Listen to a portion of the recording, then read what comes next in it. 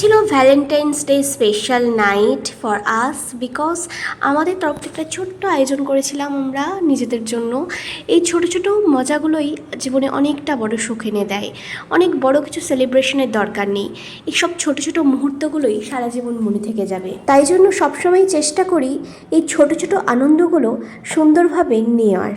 ও সন্ধ্যাবেলা একটা cute cake এনেছিল, যেটা আমার অনেক পছন্দ হয়েছিল, আর একটা গিফট এনেছিল। তো গিফটটা কী এনেছে সেটা জানার জন্য মনটা প্রায় ছটপট করছিল। অনেক কিছু গেস করে বলছিলাম, ভুলভালই হচ্ছিল বেশিরভাগ। সন্ধ্যাবেলা নিজেরা একটু রেডি হয়ে গিয়েছিলাম, সব রান্নাবান্না শেষ করে তারপরে পপুকেও রেডি করে নিয়েছিলাম। আমরা তিনজন মিলেই তো সেলিব্রেট করছি, তাই না?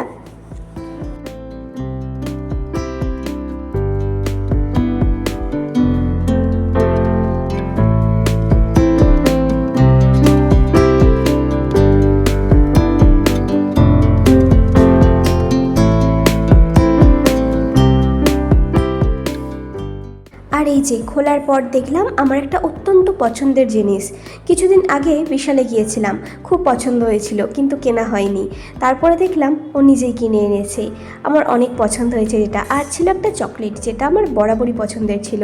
তারপর দুজনে মিলে একটু পাগলের মতো ডান্স করছিলাম, আর পুপু ওখানে শুয়ে শুয়ে দেখছিল, কারণ ও তো চাইলেও আর নাচতে পারবে না, তবে ও বেশ মজাই পাচ্ছিল। যাই হোক,